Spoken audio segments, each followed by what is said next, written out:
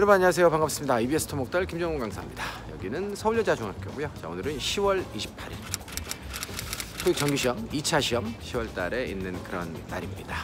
물론 오늘은요 LA 다저스와 보스턴 레드삭스의 월드 시리즈 4차전이 벌어지는 그런 날이기도 합니다. 제가 이제 야구를 워낙 좋아해서 그렇죠. 오전 지금 9시가 이제 조금 넘었는데요. 여기 서울여자중학교고요. 제가 맨날 시험 보는 곳이죠. 자, 그런데 오늘은 오다 보니까 와, 학교로 올라가는 학생들 숫자가 엄청나게 많더라고요. 그래서 이게 웬일인가, 10월 달에 이렇게 수험자 숫자가 많았나? 라는 생각을 가지면서 진입을 했는데요. 알고 봤더니 KB 은행 있죠. 오늘 여기 지필고사가 필기시험이 좀 있는 것 같아요. 그래서 사람들이 굉장히 많이 몰렸던데, 뭐 토익을 치르시건 아니면 필기시험을 치르시건 모두들 행운이 있기를 바라고 그동안 최선을 다한 결과들 잘 얻으셨으면 좋겠습니다. 자, 이제 날씨도 좀 쌀쌀해졌어요. 특히 이제 오늘 아침에 이제 비도 좀 오고 해서 서늘한 그런 느낌까지 드는 그런 아침입니다. 자, 프레시한 기분으로 시험 치르고요. 자, 시험 치르고 나서 또 오늘 특이했던 문제들, 그 다음에 주목할 만한 사항들, 전반적인 난이도 이런 것들 총평 가지고요. 여러분들과 함께 나누어 보도록 하겠습니다. 자, 그럼 시험장으로 들어가야 될 시간이니까요. 자, 모든 학생들에게 행운이 있기를 바라면서 저는 총평에서 다시 만나 뵙도록 하겠습니다. 잠시 후에 뵙죠.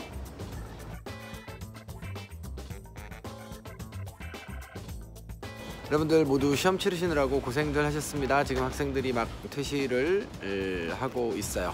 자, 지금 가고 있는 중, 뒤에 이렇게 보이시죠? 자, 모두들 또 아침부터 일요일날 일찍 일어나서 시험 보시느라고 수고들 많이 하셨는데요.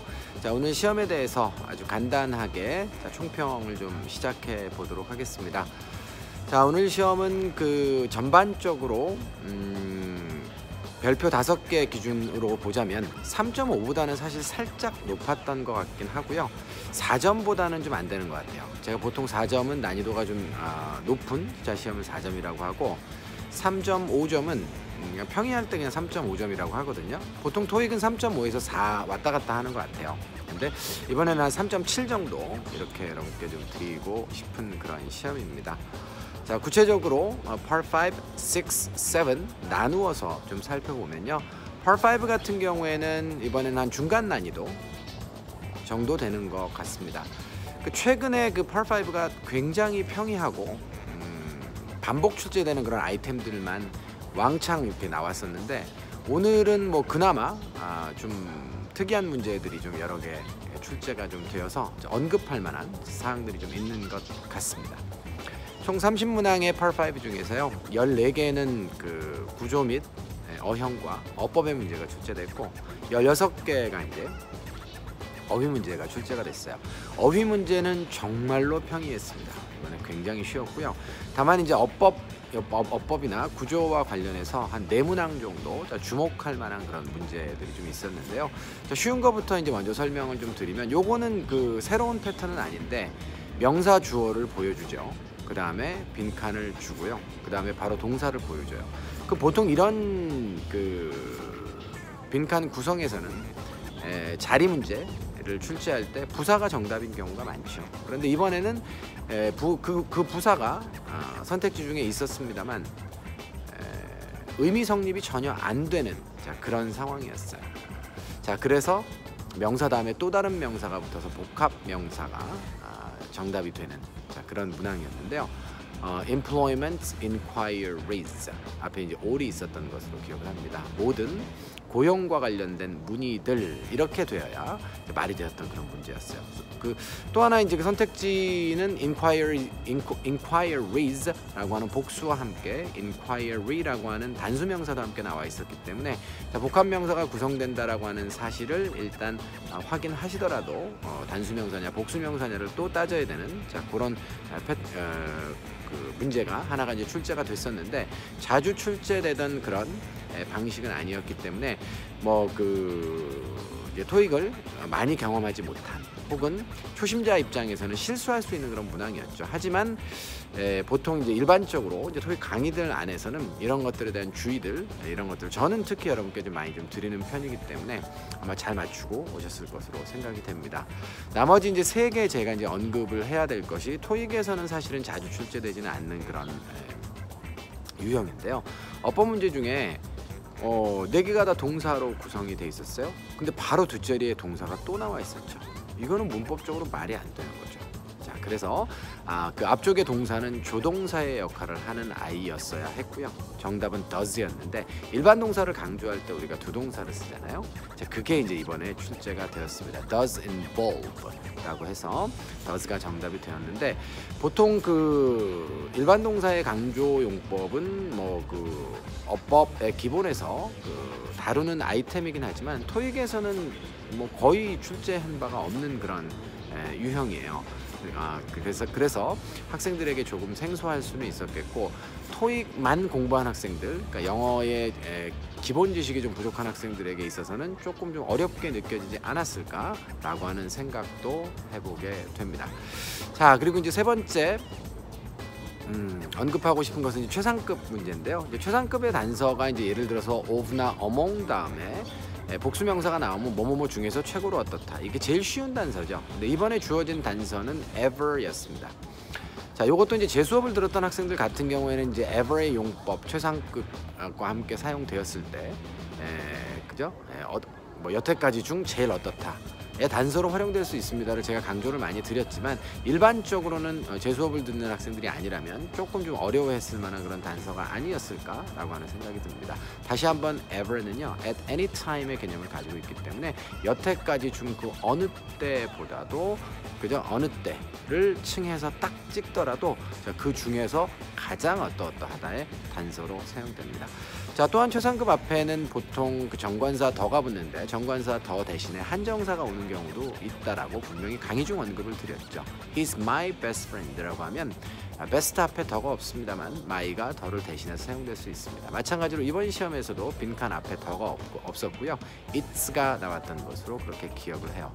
자, 그래서 이제 이런 것들을 이제 전반적으로 종합을 해보면 그 토익에 여태까지 반복 출제됐던 아이템들만 출제된다라고 설명을 하는 그런 수준에서 여러분들이 학업을 진행하시면요, 이런 새로운 아이템들을 맞추시기가 좀 어려울 수 있습니다. 그래서 영어의 기본이 되는 것들은 뭐 언제든지 출제가 될 수 있는 가능성이 있는 거니까 그런 면에서 이제 그 평상시에 문제의 정답만 잘 찾는 연습뿐만 아니라 강의 안에서 변형될 수 있거나 혹은 영어의 기본이 되는 그런 지식들 같은 경우는 학생들에게 그 논리정연하게 한번 정리를 한번 쭉 이렇게 해드리는 것, 이런 것들이 다시 한번 저는 강의자의 입장에서 굉장히 중요하다라고 하는 걸 실감하게 되었어요. 평상시에 그러길 굉장히 잘했다라는 그런 생각도 들었습니다. 자, 마지막으로는 이제 그 우리가 보통 흔히 학교 문법에서 얘기하는 부대 상황이라고 하는 것이죠. 그러니까 동시동작이나 동시상태를 나타낼 때 특수 표현이 있잖아요. with 플러스 명사, 그 다음에 ing, ed라고 해서 명사가 자, 뭐 스스로 뭐뭐 하면 ing고요. 뭐뭘 당하면 ed가 되겠죠. With my legs crossed. 이렇게 얘기하면 다리가 꼬여진 채로, 이렇게 동시 상황을 나타내잖아요. 자, 요게 출제가 됐어요. 요것도 사실은 그 저는 강의 중에 이런 구문이 나오게 되면 그냥 대충 해석하고 넘어가지 않고 요거는 요러한 상황을 나타낼 때 쓰는 특별한 구성이기 때문에 여러분들이 뭐 토익에서 다루는 아이템은 아니지만 기본적으로 정확한 해석을 잘하기 위한 연습의 과정으로서도 잘 알아두셨으면 좋겠어요 라고 하는 언급을 드린 바는 틀림없이 있는데요. 일단은 그 nearing이라고 하는 단어 다음에 명사 completion을 찾는 그런 문제였는데, 일단 그 ing 자체가 이제 near에 ing가 붙은 거잖아요. 그러니까는 어휘적 차원에서도 near를 동사로 토익에서 거의 이제 사용하지 않는데 접근하다의 뜻입니다. 자, 그래서 그 완성에, 그죠? 그 공사의 완공 따위에 접근하다의 개념으로 이제 사용이 된 그런 분사, 그 특수 분사 구문, 그러니까 동시 동작을 나타내는 자, with 플러스 명사, 그 다음에 ing, 그 이후에 ing의 목적어 자리에 명사를 정답으로 찾는 자, 그 명사 자리 문제가 출제됐어요. 상당히 좀 고난이도였다라고 생각이 됩니다. 학생들이 특히 near를 동사로 본 적이 많이 없기 때문에. 자, 그런 것들도 이제 다음 시험을 이제 위해서는 이제 대비를 여러분들이 하시고 보완을 좀 해두셔야 될 정보가 아닌가라는 그런 생각을 좀 해보았어요. 여기까지가 이제 Part 5에 대한 얘기고요. Part 6 같은 경우에는 이번에 뭐 글쎄요, 저는 이 Part 6는 평가가 좀 불가능한 그런 시험이 아니었나라는 생각이 듭니다. 사실 굉장히 쉬웠거든요. 그런데 지문 자체 내용에 두 번째 질문과 세 번째 질문이 저는 너무너무 마음에 들지 않았어요. 자, 두 번째 질문은 이제 뭐였냐면 회사가 이제 새로운 곳으로 이전하는 곳이었죠. 그런데 밑에 이제 무슨 내용이 나와 있었냐면 주소가 똑같다라고 하는 내용이 나와 있었어요. 그죠? 그래서 street address is the same, remains the same 이렇게 나와 있었던 것 같은데 아니 그래가지고 굉장히 당황스럽더라고요. 아니 회사가 새로운 시설과 설비로 이전을 하는데 어떻게 주소가 똑같지? 와, 지문 정말 너저분하더라고요. 알고 봤더니 이사를 하는 건 맞는데요. 같은 건물 안에서 이전을 하는 그런 내용이었다. 이렇게 이제 파악을 여러분들이 하셔야 되는 그런 지문이었어요. 여러분들은 그냥 막 답만 막 찾고 막 넘어가시기 때문에 사실은 별로 그렇게 눈여겨보지 않으셨겠지만 저는 이제 아무래도 시험을 분석하는 그런 입장이다 보니까 이제 그런 부분들이 신경이 좀 굉장히 좀 많이 쓰이더라고요. 자, 그리고 제가 지금 이 자리로 온 이유는 잠깐 비가 내리고 있기 때문입니다. 그리고요, 또 세 번째 질문 같은 경우에는 저는 뭐가 마음에 안 들었으냐면 세 번째 질문은요, 세상에 2년 반 동안 하는 그런 공사와 관련된 내용이었는데 아니 그 공사 대금이요 2.6 million dollars예요. 다시 말해서 26억밖에 안 되는 거예요. 2년 동안 캐나다 회사가 두바이에 가서 공사를 하는데 어떻게 26억짜리 공사를 갖다가 땄다고 신문에다 낼 수 있겠습니까? 이게 기사죠.